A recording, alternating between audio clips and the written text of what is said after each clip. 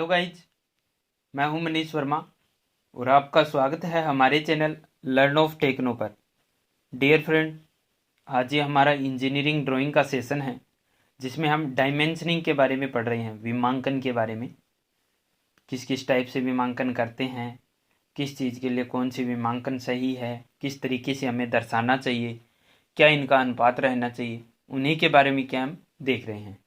इससे पहले हमारी 2 से 3 वीडियो हो चुकी है। अगर आपने पहले का वीडियो नहीं देखा है तो डिस्क्रिप्शन में लिंक मिल जाएगा, वहाँ से आप इससे पहले के वीडियो को देख सकते हैं। चलिए आज की क्लास को शुरू करते हैं। तो इसमें दिया हुआ है बेलनाकार तथा गोलाकार भागों का विमांकन।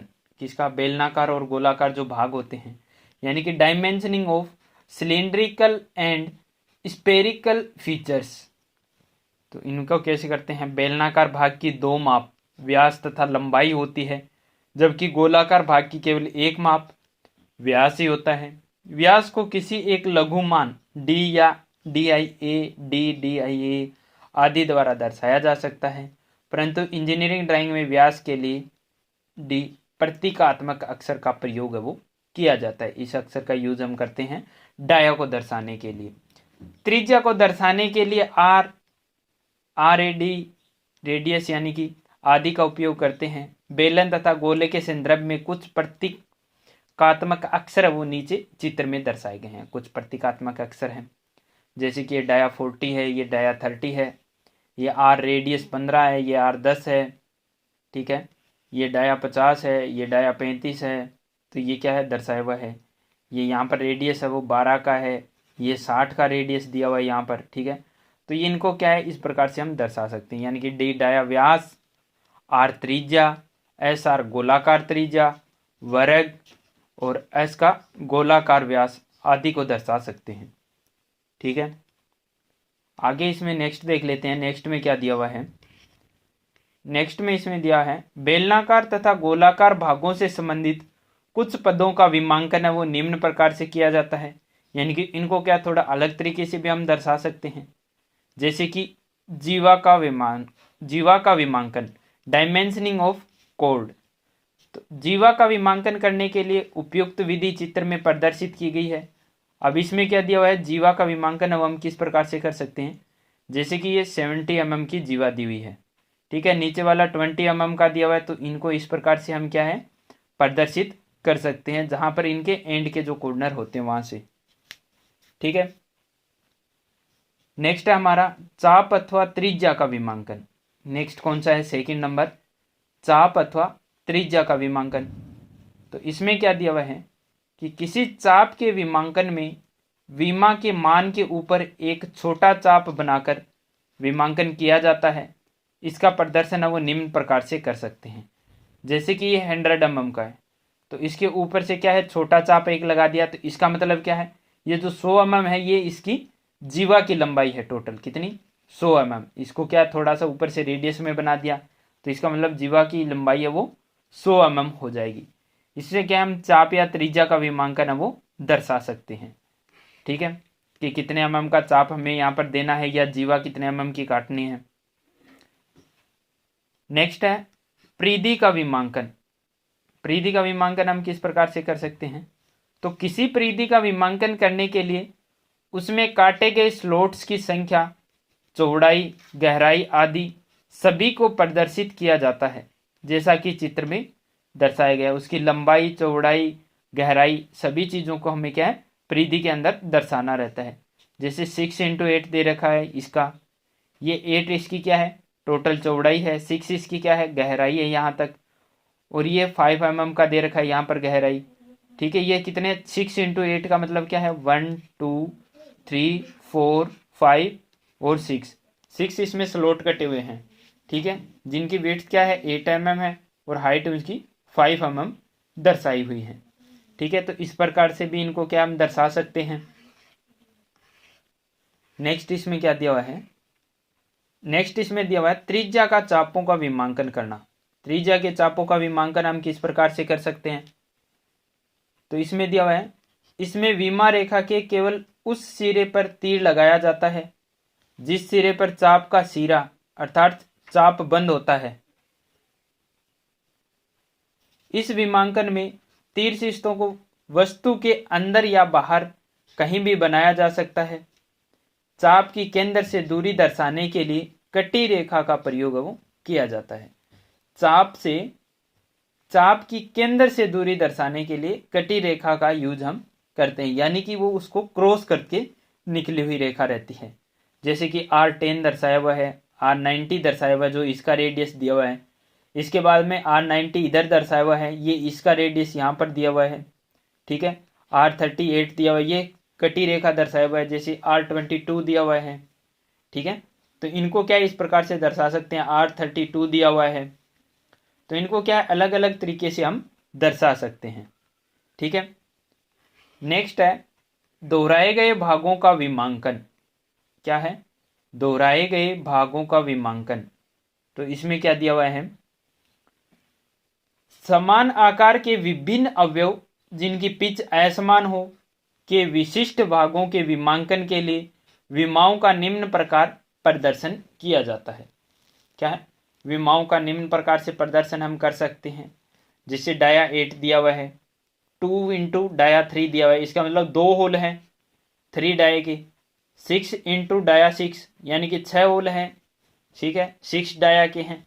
तो इस प्रकार से क्या है, हम इसको दर्शा सकते हैं। यानी कि जैसे ये 6 डाया के 6 होल हैं, तो इनको एक ही जगह पर हमने दर्शा दिया, ठीक है। इन सबको क्या कर दिया, एक ही जगह पर दर्शा दिया। ये दोनों अलग है तो इनको एक पर दर्शा दिया, ये अकेला अलग है तो इसको अलग दर्शा दिया, ठीक है। तो इस प्रकार से भी हम क्या इनको दर्शा सकते हैं।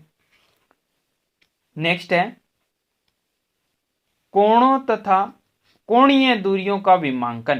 कोण और कोणों के बीच की दूरी का विमांकन हम किस प्रकार से करते हैं। तो इसमें क्या दिया हुआ है, यदि किसी चाप में कोणों का विभाजन इस प्रकार किया गया हो कि सभी कोणों के मान है वो समान हो, तब उनका विमांकन है वो निम्न प्रकार से दिया जाता है। जैसे समान कोण हो तो 4 इंटू 10 डिग्री यानी कि 40 डिग्री, 4 4 10 10 डिग्री के 4 हैं। या फिर केंद्र के समान दूरी है तो 4 इंटू 10 यानी कि 40। तो ये इधर इसमें टोटल रेडियस भी दिखाया हुआ है, ठीक है। बीच वाले 4 दिखाए हुए 10 10 डिग्री के हैं, टोटल 60 डिग्री दर्शाया हुआ है। ये भी तो कितने के होंगे, 10 10 डिग्री के रहेंगे। इसके बाद में 5 डाये हैं 10 के, तो ये 10 10 के कितने हैं, 5 डाये भी इनमें बने हुए हैं, ठीक है। तो इस प्रकार से क्या इनको भी हम दर्शा सकते हैं। तो इतना हार्ड है वो नहीं आता एग्जाम में, ठीक है। आगे देख लेते हैं, आगे क्या दिया हुआ है इसमें। आगे इसमें दिया हुआ है समान दूरी पर वृत्त खींचने के लिए उसके बीच के कोणों को नहीं दर्शाया जाता। समान दूरी पर वृत्त खींचने के लिए उसके बीच में जो कोण बनता है उसको नहीं दर्शाया जाता, जबकि असमान दूरी पर खींचे गए वृत्त के लिए उसके बीच के कोण को दर्शाया जाता है। अगर असमान दूरी पर है तो उनके बीच में एंगल जो रहता है उसको दर्शाया जाता है। नेक्स्ट है हमारा छिद्रों, काउंटर संक और काउंटर बोर का विमांकन। काउंटर संक है कोई, काउंटर बोर है, उनका विमांकन हम किस प्रकार से करेंगे। तो सुराखों अथवा छिद्रों की विमा वृत्त की पिच के आधार पर वह वृत्तों के केंद्रों के मध्यम की दूरी द्वारा दर्शाया जाता है। छिद्र की गहराई दर्शाने के लिए विमा के साथ डीप लिखा जाता है। छिद्र की गहराई दर्शाने के लिए विमा के साथ में क्या है, DEEP, डीप, डीप यानी कि गहराई लिखा जाता है। तथा छिद्रों की संख्या भी विमा के साथ में प्रस्तुत की जाती है कि कितने छिद्र हैं। यदि छिद्र की गहराई निश्चित हो तो उसकी गहराई को व्यास से गुणा करके लिखा जाता है। काउंटर बोर को सी बोर लिखा जाता है, सी बोर यानी काउंटर बोर। काउंटर सिंक को CKS काउंटर सिंक लिखा जाता है। नीचे चित्रों में इनके विमांकन है वो प्रदर्शित किया गया है। फिगर को हम थोड़ा सा और आगे खिसका कर देख लेते हैं आराम से, ठीक है।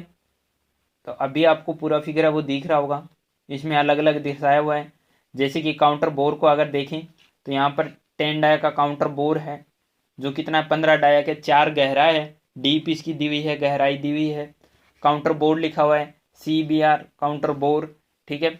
काउंटर सिंक होगा तो CSK होगा, काउंटर सिंक होगा, ठीक है। वरना सी बोर लिखा हुआ मिल जाएगा, डीप यानी कि गहराई मिल जाएगी उसकी दी हुई, ठीक है। तो इन चीज़ों को क्या है थोड़ा सा माइंड में रखना होता है।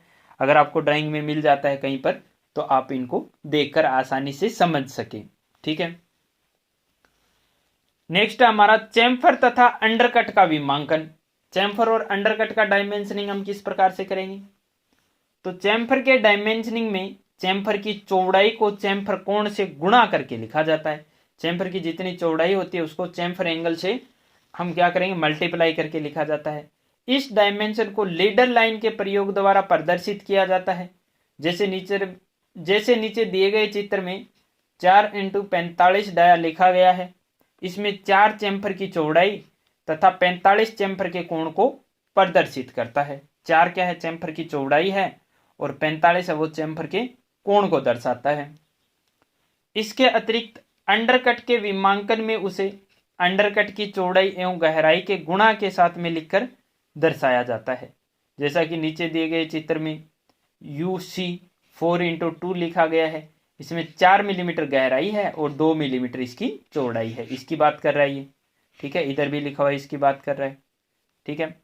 यदि अंडरकट अर्धवर्गाकार हो तो उसकी त्रिज्या R अक्षर के द्वारा लिखा जाता है। अगर अर्धगोलाकार है, इस टाइप में बना हुआ है, तो इसकी क्या है? R त्रिज्या, R लिखा जा रहा है, R4 लिखा जा रहा है, ठीक है। तो इस प्रकार से हम क्या इसको डिनोट कर सकते हैं। नेक्स्ट देख लेते हैं, नेक्स्ट में क्या दिया हुआ है। नेक्स्ट में दिया हुआ है रूल ऑफ डायमेंशनिंग। डायमेंशनिंग के रूल क्या क्या है? अब इसके कुछ रूल रेगुलेशन भी होता है जिसके अकॉर्डिंग अगर हम चलते हैं तो हमारी ड्राइंग शीट है वो बहुत ही बेहतरीन निकल कर आती है। तो ये हमारे लिए इंपॉर्टेंट है। इसमें क्या दिया है? एक समय में एक ही विमांकन पद्धति प्रयोग की जानी चाहिए, यानी कि एक ही डायमेंशनिंग मेथड है उसको यूज करना चाहिए। विमाएं स्वच्छ लिखी जानी चाहिए, डायमेंशन है वो अच्छी लिखी हुई होनी चाहिए जिससे कि वे सरलता से पढ़ी जा सके, जिसको क्या हम आसानी से पढ़ सकते हैं। सामान्यतः वृत्त में व्यास तथा चाप में त्रिज्याओं का विमांकन किया जाना चाहिए। चाप में त्रिज्या लिखनी चाहिए और वृत्त में व्यास डाया लिखना चाहिए, ठीक है। विमाओं को मिलीमीटर में तथा कम से कम अंकों में प्रदर्शित करना चाहिए डायमेंशन को। जैसे कि 10.0 के स्थान पर 10 लिखा जाना चाहिए। इसी प्रकार नेक्स्ट है, इसमें विमाओं को विमा रेखाओं के मध्यम में अंकित करना चाहिए। जैसे कि ये डायमेंशन लाइन है हमारी, तो इसके बीच में यहां पर क्या हमें लिखना चाहिए? सेंटर में लगभग, ठीक है। यदि उचित स्थान उपलब्ध न हो तो विमा रेखाओं को दोनों ओर से तीर के निशान द्वारा बढ़ाकर दाहिनी ओर से उस पर विमाओं को प्रदर्शन करना चाहिए। किस तरफ से? दाहिनी तरफ से, यानी कि राइट हैंड तरफ से, ठीक है। यानी कि इसको यहां पर बढ़ा के इतना बढ़ा दिए, यहां पर एरो लगा दिए और इसके बाद में यहां पर लिख दे 25, तो भी ये चलेगा हमारा, ठीक है। आगे देख लेते हैं नेक्स्ट इसमें क्या दिया हुआ है। नेक्स्ट इसमें 6 नंबर में दिया हुआ है विमा रेखाएं, डायमेंशन लाइन, विमाएं स्पष्ट होनी चाहिए तथा डायमेंशन स्पष्ट होनी चाहिए तथा एक दूसरे को काटती हुई नहीं होनी चाहिए। ये नहीं है कि एक लाइन है या डायमेंशन लाइन है या डायमेंशन है वो हमारी एक दूसरे को काट रही हो। नेक्स्ट है केंद्र रेखा या आउटलाइन को विमा रेखा की भांति उपयोग नहीं करना चाहिए। सेंटर लाइन और आउटलाइन को क्या है? हमारी डायमेंशन लाइन की तरह यूज नहीं करना चाहिए, अन्यथा सेंटर लाइन विस्तार रेखा की भांति प्रतीत होती है, ठीक है, डायमेंशन लाइन की तरह प्रतीत होती है। विमाओं को ड्राइंग के बाहर प्रदर्शित करना चाहिए, ड्राइंग के अंदर नहीं लिखना चाहिए। यदि ऐसा संभव न हो तो इस प्रकार की विमाओं को प्रदर्शन किया जाना चाहिए कि वे स्पष्ट दिखाई दे रही है, जो बिल्कुल क्लियर दिखाई दे रही है। जैसे कि ये इसमें क्या गलत मेथड दिया हुआ है, लेकिन ये क्या है? इसका सही मेथड है, क्योंकि इसमें क्या है? बाहर की तरफ विमाएं लिखी हुई है, ये यहाँ पर इसका सही दिखाया हुआ है, क्योंकि ये बाहर दिखाने योग्य नहीं है, क्योंकि ये हिडन है, यहाँ से छुपा हुआ है, इधर से भी छुपा हुआ है, ठीक है। तो इसलिए यहाँ पर दिखाया इसको, और ये क्या हमारा बिल्कुल रॉन्ग तरीका है। इसको यहाँ पर भी दर्शा सकते थे, इसको जो यहाँ पर दर्शा सकते थे हम, तो इसलिए क्या ये रॉन्ग मेथड हो जाता है। इन छोटी छोटी चीज़ों को ध्यान रखकर हम क्या ड्राइंग को बहुत ही सुंदर बना सकते हैं, बहुत ही अच्छी दिखाई देने वाली ड्राइंग शीट बना सकते हैं। नेक्स्ट है, जब किसी दृश्य की एक और ही विभिन्न विमाएं प्रदर्शित करनी हो तो ऐसी स्थिति में सबसे छोटी विमा को घटक के निकट प्रदर्शित करना चाहिए तथा सबसे बड़ी विमा को बाहर की ओर दर्शाना चाहिए।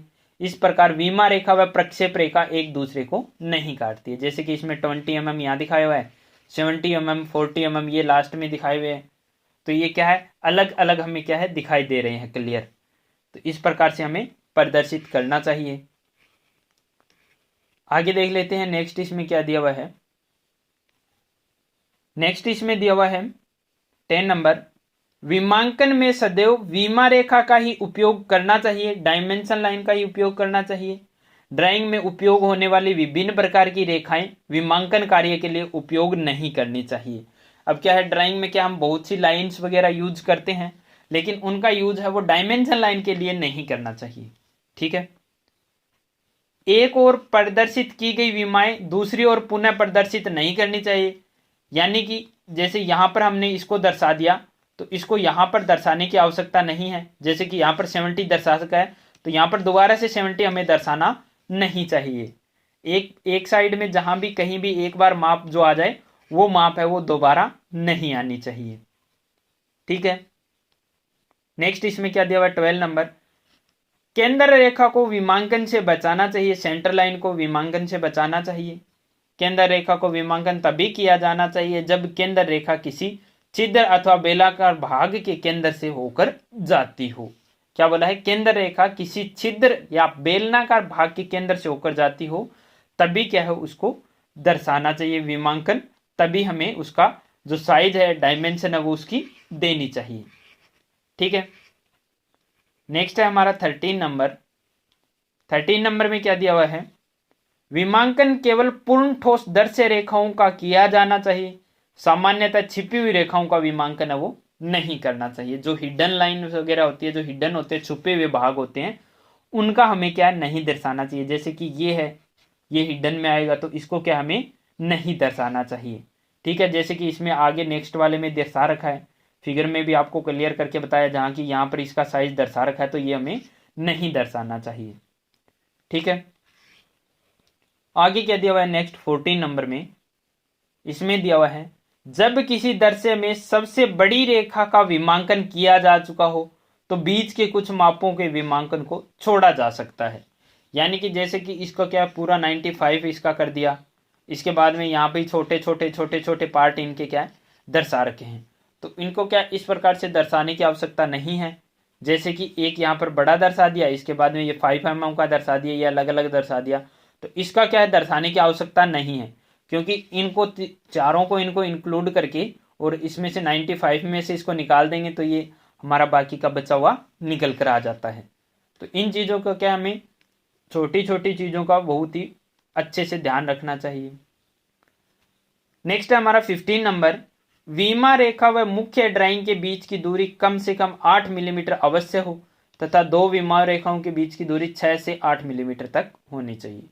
यानी कि इसके और इसके बीच की दूरी, इसके और इसके बीच की दूरी 8 mm के समथिंग हमारी होनी चाहिए। ठीक है, बिल्कुल पास पास में नहीं होना चाहिए जिससे क्या लाइन के ऊपर आ जाए, कहीं मेन लाइन के ऊपर ही हमारी डायमेंशन लिखी जाए, तो इस प्रकार से नहीं होना चाहिए। नेक्स्ट है 16 नंबर में, कोणों का विमांकन है वो निम्न प्रकार किया जाना चाहिए। कोणों को इस प्रकार से हमें क्या दर्शाना चाहिए, कितना डिग्री है, जैसे 75 डिग्री 30 मिनट और 10 सेकंड है तो इस प्रकार से दर्शाना चाहिए। इनको इस प्रकार से प्रदर्शित करना चाहिए, इनको इस प्रकार से दर्शा सकते हैं। ठीक है, ये कम एंगल है, जैसे 15 से 15-1 1 डिग्री 30 मिनट कम है ये, तो इसको इस प्रकार से दर्शा सकते हैं हम, क्योंकि अंदर तो ये लिखा नहीं जाएगा हमारा। ठीक है, नेक्स्ट है 17 नंबर, इसमें क्या दिया है, इसमें दिया हुआ है किसी वस्तु के व्यास का विमांकन करने के लिए व्यास के मान से पहले डाया प्रतीक लिखा हुआ होना चाहिए। यानी कि ये प्रतीक है ये लिखा होना चाहिए, जैसा कि चित्र में दर्शाया गया है। फिगर में क्या है दर्शाया हुआ है, जैसे डाया 100 है, डाया 70 है, डाया 40 है, ठीक है, डाया 50 है, ये आर रेडियस दे रखा है यहाँ पर, तो इस प्रकार से क्या इनको दर्शाया हुआ होना चाहिए। ठीक है डियर फ्रेंड, वीडियो वो थोड़ा बड़ा हो गया है, कोई इश्यू नहीं है। अगर आपको अच्छा लगता है तो ज़्यादा से ज़्यादा शेयर कर दीजिए। हर शाम 6 बजे और 8 बजे आप हमारे चैनल पर विजिट कर सकते हैं।